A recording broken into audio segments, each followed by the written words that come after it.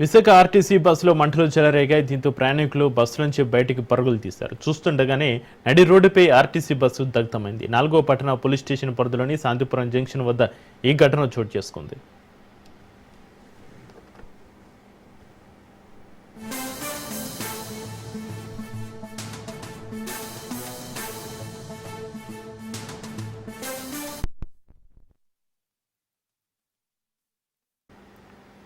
విశాఖలో ఆర్టీసీ బస్సులో మంటలు చెలరేగాయి. దీంతో ప్రయాణికులు బస్సు నుంచి బయటికి పరుగులు తీశారు. చూస్తుండగానే నడి రోడ్డుపై ఆర్టీసీ బస్సు దగ్ధమైంది. 4వ పట్టణ పోలీస్ స్టేషన్ పరిధిలోని శాంతిపురం జంక్షన్ వద్ద ఈ ఘటన చోటు చేసుకుంది.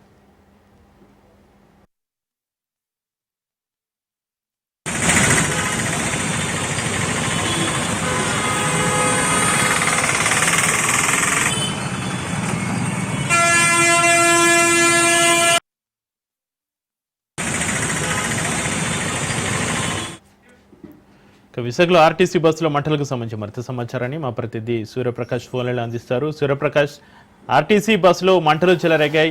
దీంతో ప్రయాణికులు బస్సు నుంచి బయటికి పరుగులు తీసినట్టుగా తెలుస్తుంది. అసలు ఏం జరిగింది? బస్సులో మంటలకి గల కారణాలేంటి? ఫోర్త్ టౌన్ పోలీస్ స్టేషన్ సమీపంలో పెట్రోల్ బంక్ ఉంటుంది. ఆ పెట్రోల్ బంక్ కి ఆనుకుని హైవే రోడ్ లో అయితే ఒక బస్సు, ఆర్టీసీ బస్సు అయితే నడి రోడ్డు పైన అయితే పూర్తిగా అయితే దగ్ధమైన పరిస్థితి కనిపిస్తుంది. ఉదయం కోరమండపాలెం నుండి విజయనగరం వెళ్తున్న మెట్రో బస్సు అయితే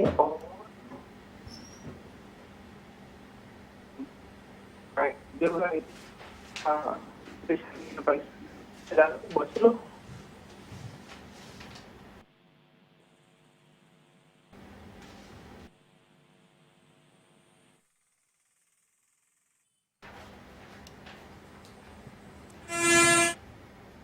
కండక్టర్ కూడా తెలియజేసిన పరిస్థితి కనిపిస్తుంది.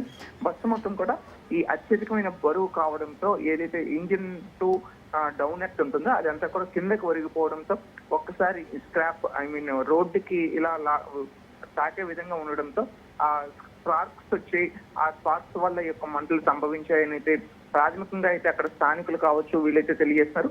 కానీ ఈ యొక్క మంటల్ని వెంటనే గమనించిన డ్రైవర్ చాకచక్యంగా వెంటనే అందులో ఉన్న ప్రయాణికులందరినీ కూడా పూర్తిగా కిందకి దింపివేయడంతో ఎటువంటి ప్రాణ నష్టం అయితే జరగలేదు. కానీ పూర్తిగా బస్సు మొత్తం కూడా పూర్తిగా దగ్నమై పొగ మంచులు కమ్మే విధంగా అయితే ఈ యొక్క బస్సు మొత్తం కూడా చుట్టూ అది కూడా ఎలా ఉందంటే petrol bunk, HP petrol bunk పక్కనే ఉండడంతో అప్పుడు అది వెంటనే అప్రమత్తమైన హెచ్పి పెట్రోల్ బంక్ వాళ్ళు కూడా దాన్ని వెంటనే నిలిపివేసి పెట్రోల్ బంక్ దగ్గరలో అయితే మొత్తం ఆ యొక్క ఫైర్ సేఫ్టీస్ ఏ ఉంటాయి వాటిని కూడా వినియోగించి బస్సుని ఆపే ప్రయత్నం అయితే చేశారు. కానీ అప్పటికి కూడా పూర్తిగా బస్సు మొత్తం కూడా దగ్నమైపోయి పూర్తిగా ఒక బూడిద రంగు వదిలే మారిపోయిన పరిస్థితి కూడా కనిపిస్తుంది. చక్రి.